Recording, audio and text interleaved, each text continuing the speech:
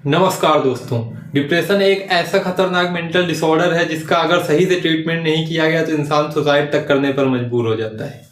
एक डिप्रेस्ड व्यक्ति की ना तो कोई सोशल लाइफ होती है और ना ही पर्सनल लाइफ होती है। वर्ल्ड हेल्थ ऑर्गेनाइजेशन की रिपोर्ट के हिसाब से 7 लाख से ज़्यादा व्यक्ति सुसाइड की वजह से पूरे वर्ल्ड में हर वर्ष जान गंवाते हैं, जो कि दुनिया भर में 15 से 29 वर्ष की आयु के व्यक्तियों की मौत का चौथा सबसे बड़ा कारण है। दुनिया भर में लगभग 280 मिलियन लोगों को डिप्रेशन हो रखा है। सर्वे में पाया गया है कि डिप्रेस्ड औरतों का परसेंटेज डिप्रेस्ड आदमियों के परसेंटेज से ज़्यादा है। मतलब औरतों के डिप्रेशन में जाने के चांसेस ज़्यादा होते हैं अगर हम आदमियों के कंपैरिजन में देखें तो। कोई व्यक्ति अगर अपने normal day to day behaviour से हटके एबनॉर्मल बिहेव करने लगे, जैसे पहले वो हमेशा दोस्तों के साथ रहता था, सबसे हंस के बात करता था, एक नॉर्मल पर्सन की तरह बिहेव करता था, लेकिन अचानक से या फिर कुछ दिनों से दुखी सा रहने लगा है, छोटी छोटी बात पे इरिटेट हो जाता है, कहीं पर कितना भी प्लीजर क्यों ना हो, सारे लोग एंजॉय कर रहे हो, चारों तरफ खुशनुमा माहौल हो, लेकिन उसे कोई मजा ही नहीं आ रहा हो, तो चांसेस बहुत ज़्यादा है कि व्यक्ति डिप्रेशन में हो सकता है। इसके अलावा अगर कोई व्यक्ति अपने काम पर सही से कंसंट्रेट नहीं कर पा रहा है, जिसको वो पहले बहुत अच्छे से कर पाता था, अगर मरने का ख्याल आ रहा हो या फिर वो ऐसी बातें करने लगा हो कि उसे लगता है कि अब उसे मर जाना चाहिए, ये दुनिया उसके लिए है ही नहीं, वो सही से सो नहीं पा रहा है, भूख नहीं लग रही है, वेट लॉस होता जा रहा है, या फिर उससे कोई ऐसा काम हो जाए कि वो अपने आप को अपराधी मानने लगे, या फिर ये सोचने लगे कि उसका जीवन व्यर्थ है। जैसे कोई स्टूडेंट बहुत हार्ड वर्किंग है, घर वालों को उससे बहुत उम्मीद है कि वो एग्जाम में अच्छे मार्क्स लाएगा, लेकिन स्टूडेंट फेल हो जाता है और उसे इस बात का इतना गहरा सदमा लगता है कि वो अपने आप को ही दोषी मानने लगता है, सोचने लगता है कि वही सबसे बड़ा अपराधी है, इस दुनिया में रहने लायक ही नहीं। तो भी चांसेस बहुत ज़्यादा है कि वो डिप्रेशन में हो सकता है। सुशांत सिंह राजपूत की एक मूवी आई थी छिछोरे, बिल्कुल इसका सटीक एग्जाम्पल है।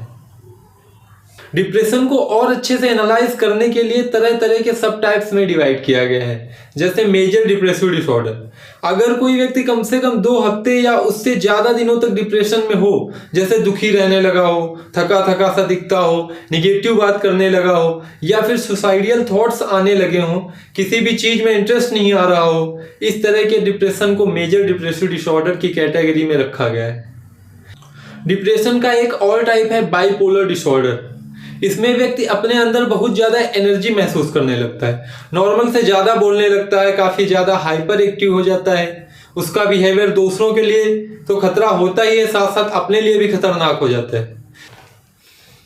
जैसे अगर पैसा खर्च करने पर आ जाए तो ज़रूरत से ज़्यादा पैसा खर्च कर देगा, एल्कोहल पीना हो तो बहुत ज़्यादा पी लेगा, कोई टास्क ज़रूरत से ज़्यादा कमिट कर लेगा, ड्राइविंग करेगा तो बहुत तेज़ गाड़ी चलाएगा, मतलब अपने आप को सुपर ह्यूमन समझने लगता है। डिप्रेशन का एक और टाइप होता है साइकोटिक डिप्रेशन, जिसमें व्यक्ति को डिप्रेशन के साथ साथ हेलुसिनेशन एंड डिल्यूजन भी हो जाता है। हेलुसिनेशन का हिंदी मतलब होता है भ्रम। इसमें व्यक्ति को ऐसी चीज़ दिखाई दे सकती है जो वास्तव में वहाँ पर प्रेजेंट ही नहीं होगी, उसको किसी ऐसी चीज़ की स्मेल आ सकती है जो वहाँ पर रियल में होगी ही नहीं। डिल्यूजन में व्यक्ति अपने दिमाग में गलत धारणाएं पाल लेता है, जैसे उसका किसी के साथ अफेयर है, या फिर उसको कोई हार्म करना चाहता है, या इस तरह का कोई और फॉल्स बिलीफ जो रियल में है ही नहीं। डिप्रेशन के और भी टाइप हैं, लेकिन हम सारे टाइप पर बात नहीं कर रहे हैं। अगर कोई व्यक्ति डिप्रेशन में है तो घर वालों, दोस्तों, रिश्तेदारों को चाहिए वो उससे बातचीत करें, उसको पॉजिटिव फील कराएं, उसके साथ इंगेज रहें, ना कि उसको अपने हाल पर छोड़ दें।